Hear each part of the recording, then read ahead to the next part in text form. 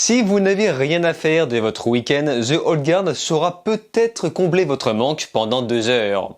Peut-être. Peut-être.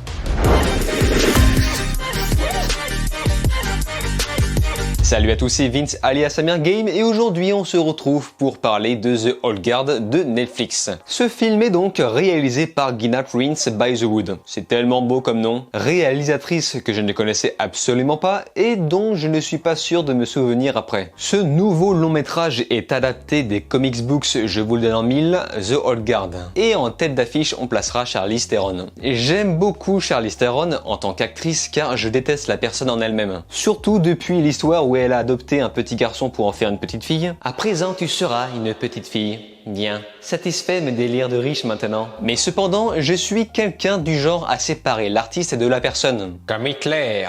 Ya! Je trouve qu'en règle générale, elle choisit bien ses films. Bon, peut-être pas toujours, mais elle apporte un soin particulier sur sa carrière. The Old Guard raconte une histoire penchée sur des mercenaires immortels. Ce n'est pas un spoil, c'est dans le pitch. Ok? Groupe de mercenaires immortels dirigés par Andy. Et ils se battent depuis des siècles en tuant des gens pour le bien. Voilà, on fait le mal pour le bien. Why not? Mais sauf qu'évidemment, quand t'es immortel, c'est très compliqué de ne pas se faire repérer au bout d'un moment. Donc, ils finissent par tomber dans un piège pour se faire repérer et je me dis...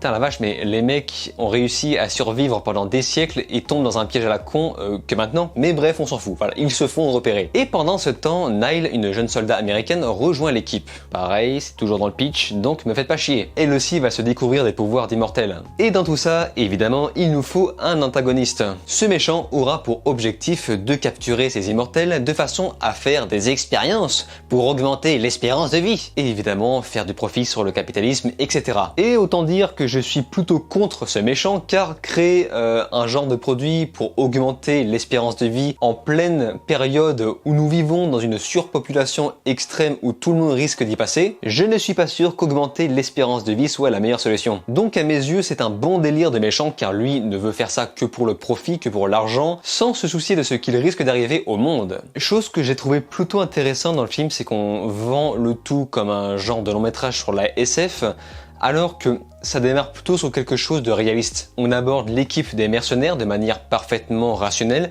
avant d'introduire enfin le côté fantastique. Et oui, je viens de parler de SF et de fantastique dans la même phrase, mais on va y revenir. Donc le concept sur les immortels est plutôt intéressant, je dirais même que ça m'a beaucoup rappelé Highlander. J'irais même encore plus loin, je dirais que c'est quasiment un reboot d'Highlander, avec leurs propres règles concernant l'immortalité, mais ça aussi on en reparlera. Disons qu'il s'agit là d'une version peut-être un peu plus réaliste de Highlander. C'est-à-dire que dans la réalité, si on surprend quelqu'un être immortel, je peux vous garantir qu'il se fait choper, mais day one, haha putain, il se mange des expériences dans la gueule à tout va. C'est d'ailleurs quelque chose de très intéressant qu'on avait déjà vu dans la série Les Agents du Shield, série que je vous recommande d'ailleurs, et je pense en parler bientôt à l'occasion de la dernière saison, mais là où dans Highlander, il suffisait de trancher la tête de son adversaire pour le tuer une bonne fois pour toutes, dans The Old Guard, les immortels ne meurent que par la magie du Saint-Esprit. Et je trouve qu'on ne va pas encore assez loin dans les explications, enfin je sais que c'est adapté d'une BD, peut-être que l'univers du comics était beaucoup plus élaboré, et dans tous les cas le film a été pensé pour créer d'autres suites, et moi j'aurais bien aimé savoir si, est-ce que si je tranche un bras, le bras repousse? Est-ce que si je tranche le bas du corps, le bas repousse comme dans Deadpool? Est-ce que si je tranche leur tête repousse avec une tête de bébé? Enfin, je ne sais pas. Hein. Pour moi, quand on crée un concept dans ce genre, il faut aller au bout. Et pour le coup, Deadpool est allé au bout. Même si évidemment, ça tournait dans la parodie. Donc, comme je le disais, ici, on surfe plus sur quelque chose de fantastique que de science-fiction. Le fantastique, c'est quand on mêle de la magie dans un univers qui est le nôtre, qui se veut réaliste à la base. Donc, tout le monde est censé trouver ça bizarre de voir quelque chose de magique. La fantasy, c'est un autre univers où on accepte déjà la magie avec d'autres races. Et encore, je parle de magie, mais c'est pas toujours obligatoire. Et la SF, c'est quand on joue avec de la science, toujours dans un univers réaliste. Science-fiction, donc c'est de la science poussée à son paroxysme. Et le film Matrix, pour moi, en est un parfait exemple. Il n'y a rien de magique dans Matrix, c'est purement scientifique, même si c'est parfois très extrapolé, très exagéré. Le film s'était vendu comme quelque chose de futuriste. C'est pourquoi beaucoup de films de science-fiction sont des films futuristes. Donc vous l'avez compris, Star Wars est ni fantastique ni SF, c'est de la fantasy. Et The Old Guard, c'est fantastique, car on mêle quasiment de la magie dans un univers réaliste. L'immortalité dans ce film est présentée comme quelque chose de paranormal. C'est clairement pas du tout scientifiques. Mais en revanche, là où la SF pourrait mettre un pied dedans, c'est le fait que le grand méchant veut utiliser ces immortels pour pouvoir créer, comme je vous le disais, des produits pour augmenter l'espérance de vie. Donc on va plutôt dire que c'est un petit mélange entre de la SF et du fantastique. Voilà pour l'explication. Ce qui est intéressant est que The Old Guard nous montre que vivre longtemps est surtout considéré comme une malédiction. Bon, c'est une morale qui avait déjà été expliquée dans Highlander, mais ce n'est pas très grave. Et ce que j'aime bien avec ce concept autour de l'immortalité est que ça ouvre des portes sur tout un tas de nouvelles formes de torture. J'adore ça, la torture. Ça, on n'y pense pas assez, mais oui, c'est clair que si quelqu'un était immortel, il y a moyen de le torturer, mais de manière assez abominable, et ce à l'infini. Donc je suis content de voir que ce film a parlé un petit peu de ça. Pour parler un peu des personnages, je trouve que ça aurait été un peu plus intéressant de se focaliser uniquement sur Nile, histoire de bien s'identifier en tant qu'être humain dans le film, et au final on se concentre surtout sur Andy, joué par Charlize Theron. Bon, maintenant on arrive au plus gros problème du film. On a énormément de mal à s'attacher aux personnages. Ils ont tous un caractère aseptisé, les mêmes valeurs, les mêmes objectifs, les mêmes motivations, la même façon de s'exprimer, devrais-je même plutôt dire la même façon creuse de parler aux autres personnages.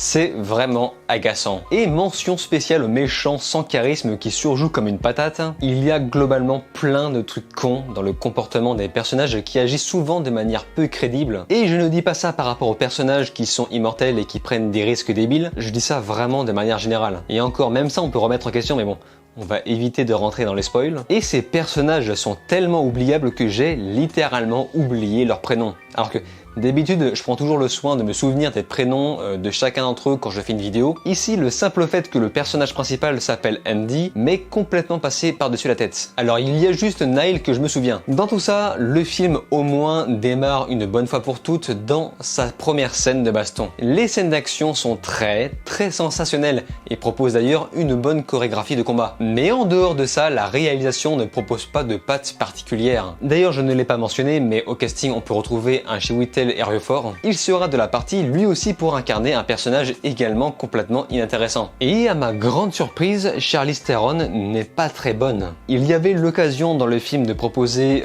un meilleur jeu que ça et au final, elle ne donne absolument rien. J'ai connu beaucoup mieux d'elle et franchement, The Old Guard n'est pas sa meilleure performance. On dirait vraiment qu'elle n'a pas envie d'être là. J'ai noté ensuite quelques incohérences dans les dialogues, comme le méchant qui souhaite capturer tous les immortels pour faire ses expériences. Mais mec, pourquoi t'as absolument besoin de tous les immortels? Genre, juste un, ça suffit, hein. Et surtout, le dialogue entre les personnages gays est à mes yeux beaucoup trop mielleux. Mon océan, mon soleil, mon bichon... Non mais, les mecs, est-ce que vous avez déjà vu un couple homosexuel se parler entre eux? Enfin, très franchement, mais tu retranscris ces dialogues dans un couple hétéro, dans un nouveau film aujourd'hui, putain, mais les gens crieraient au scandale. Ça ne marche vraiment pas, on dirait qu'ils ont été mis là juste pour être gays. Car oui, comme d'hab, ces personnages, on s'en fout complètement. Je vais finir par croire que la grande majorité des cinéastes américains ne savent pas créer des personnages homosexuels intéressants. Alors pas tous évidemment, là je parle plutôt du milieu du blockbuster. C'est vraiment de l'homosexualité écrite par des scénaristes qui ne se référencent pas assez. Mais bref, bon au moins les quelques effets spéciaux sur la régénération sont plutôt pas mal, sont même très bien faits, mais tout ceci sera accompagné d'une image, d'une photographie absolument sans saveur, ça n'a aucun goût, c'est fade, et une musique 100% oubliable. Vraiment. Quand je regarde un tout nouveau film Netflix, à chaque fois j'ai toujours espoir. Je me dis tiens, cette fois-ci, c'est la bonne, je le sens bien là. Mais non. Évidemment, quelquefois on tombe sur quelques ovnis comme Bird Box que j'ai trouvé vraiment très sympathique. Mais là pour le coup, The Old Guard à mes yeux est un OSEF sur 20. Un OSEF si grand que le cliffhanger final ne m'a fait absolument aucun effet. Vraiment, enfin là une suite ne m'intéresse absolument pas. Donc c'est loin d'être mauvais, mais c'est également très loin d'être mémorable. Mais par contre, les quelques scènes d'action valent vraiment le coup. Je pense que The Old Guard mérite son coup d'œil juste pour ça. Scènes d'action qui cette fois-ci ne sont pas très nombreuses. Donc on limite le seul vrai bon point du film. Après, je ne vous empêche pas de voir ce film. Si vous êtes curieux, n'hésitez pas à le regarder. Enfin, surtout si vous n'avez rien à faire. Puisque, comme d'habitude, votre avis m'intéresse sur ce film. Je peux comprendre que des gens aiment, je peux comprendre que des gens détestent. Moi, personnellement, je suis un peu le cul entre deux chaises. Tout ce que je peux dire est que vraiment, The Old Guard ne me laissera pas un souvenir impérissable. On se laisse ici, je vous invite à vous abonner à ma chaîne, cliquer sur la cloche, liker, partager et de regarder mes autres vidéos. Je vous dis alors ciao et à la prochaine.